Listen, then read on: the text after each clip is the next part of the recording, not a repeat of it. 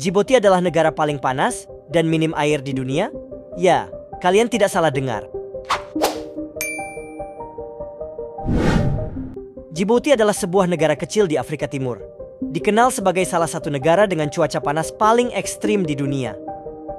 Wilayah ini mengalami iklim subtropis yang panas serta gersang.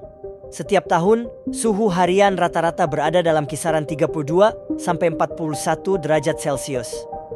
Djibouti memiliki beberapa karakteristik menarik, yaitu: pertama, kekurangan air. Meskipun berada di dekat Laut Merah dan Teluk Aden, Djibouti menghadapi kekurangan air yang signifikan. Sumber air tawar terbatas dan sebagian besar air berasal dari desalinasi air laut dan sumur-sumur dangkal. Kondisi ini memengaruhi kehidupan sehari-hari penduduk dan pertanian di negara ini. Kedua, gurun dan nakil.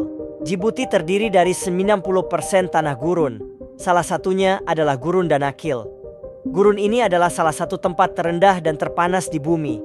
Suhu secara teratur naik di atas 40 derajat Celcius selama bulan-bulan musim panas, membuat tanahnya menjadi gersang dan sulit untuk bertahan hidup.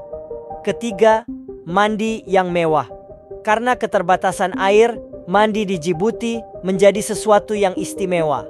Air bersih sangat berharga dan banyak orang hanya dapat mandi sesekali. Oleh karena itu, mandi di Djibouti dianggap sebagai kenikmatan yang tidak biasa. Djibouti memiliki keunikan dan tantangan tersendiri. Dan meskipun cuacanya ekstrem, negara ini memiliki keindahan alam yang menarik dan kehidupan laut yang luar biasa. Orang di Djibouti menghadapi tantangan besar dalam memperoleh air bersih karena keterbatasan sumber daya air. Namun mereka memiliki cara tersendiri untuk memperoleh air, yaitu: pertama, Djibouti memiliki fasilitas desalinasi yang mengubah air laut menjadi air tawar.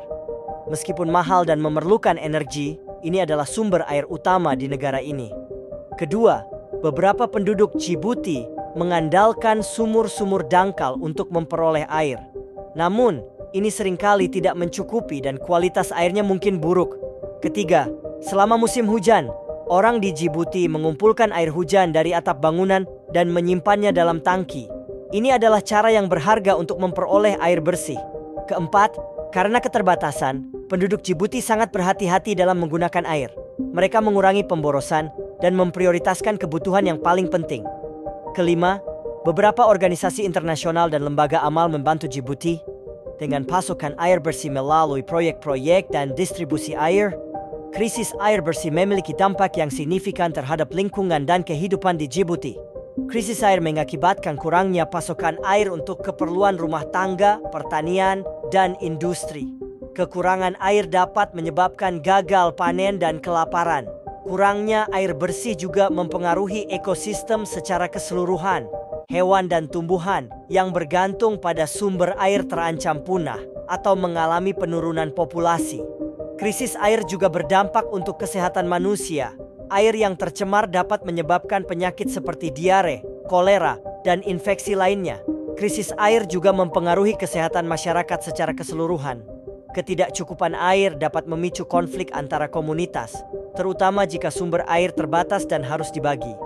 Pemerintah Djibouti perlu mengambil tindakan untuk mengatasi krisis air, termasuk pengelolaan air yang berkelanjutan, peningkatan infrastruktur, dan pendidikan masyarakat tentang pentingnya penghematan air.